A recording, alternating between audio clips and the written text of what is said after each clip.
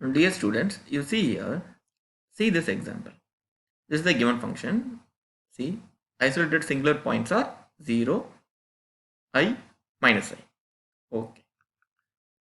See, for these functions, the isolated singularity is nothing but z equal to 0. Okay. Now you see. Isolated singularities are in three cases. Poles of finite order. Okay. Another one, removable singularities. Another one, isolated essential singularities. Okay. What is the difference and how to find this? You see here. 1 over z, 1 over z squared, 1 over z minus 1 whole power m. See, all these are poles of finite order. Means here this order m, this order 2, this order 1, this order 2, this order 1, like that. Okay? Okay. Now, what is removable singularities? Now you see. For this function, z equal to 0 is a isolated singularity. See, that's written here. Sin z over z at z equal to 0. Okay, that is isolated singularity. Why we say that removable singularity for this? Z equal to 0 is isolated singularity, yes. But why we say that removable singularity for this function? You think it over, you check.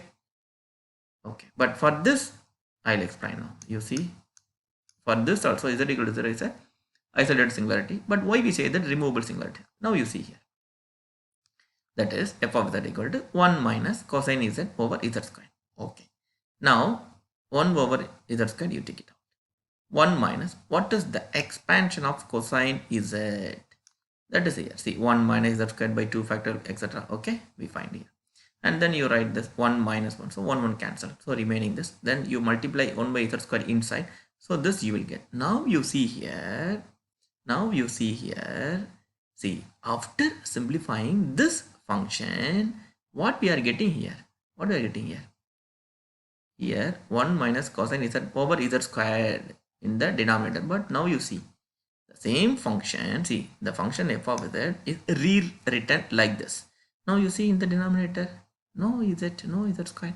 So that we are telling that z equal to 0 means z not or z is equal to 0 is a removable singular point. See, we have removed that in the denominator. Okay, that z not is equal to 0 is a removable singular point. Okay, so like this you try for this function.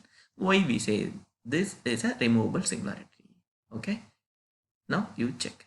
Okay, now what is isolated essential singularities? Okay, pole of finite order. Okay, see here z equal to 0 is a isolated singularity, but why it is essential? Because we cannot remove that. That's why this is essential. It is important, it is needed, we cannot remove. Okay, now you see here essential singularity. Why? See, e to the power 1 over z is analytic except for z equal to 0. Okay, it is analytic except for z equal to 0. Okay, now this e to the power 1 over z can be rewritten like this. Okay, sigma n equal to 0 to infinity 1 over n factorial z power minus n. Okay, or z power n. Okay, here you cannot remove this z to the power n.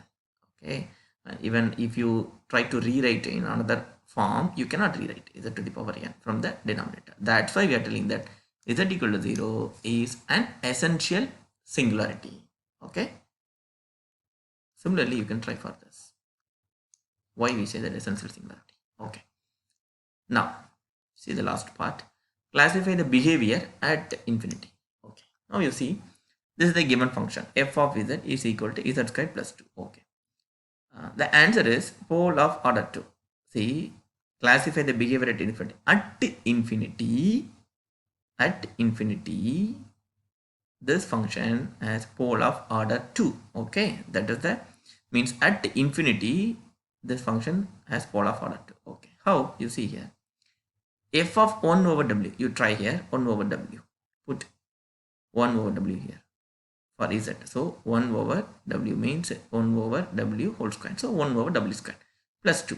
Okay, as a pole of order 2 at w equal to 0. Okay, because here see this is in the denominator, which means what here w is equal to 0 is a pole of order 2.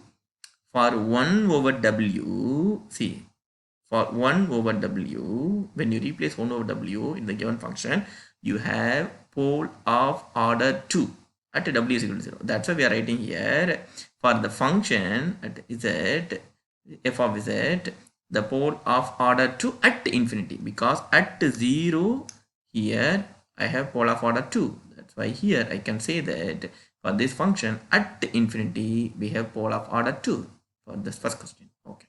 Now what is the second one? F of z equal to iz plus 1 by z minus 1. What is the answer? At infinity, how the function behave at infinity, this function is analytic. Why?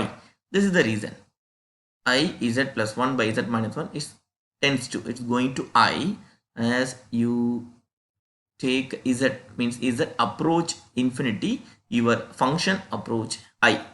That's why this function is analytic at infinity. Okay. Now you see here. What is the third one? F of z equal to z by z cube plus I. The answer is 0 of order 2. You try. Why we say like this? Okay, sir. Now, what is the fourth question? F of z is equal to sin z. Okay. The answer is essential singularity at infinity. How? Since sin z has no limit as z tends s, because what we are doing, what we are checking, we are checking the behavior at infinity. At infinity, what will happen for this given function? Okay. So now at infinity, see, if your limit is going to infinity, then sin z has no limit. Sin z has no limit. Okay. So that infinity must be an essential singularity. It is not possible to remove. So this function f of z equal to sin z at infinity has essential singularity. Okay, this is what we discuss at infinity, how the function behaves. Okay, thank you.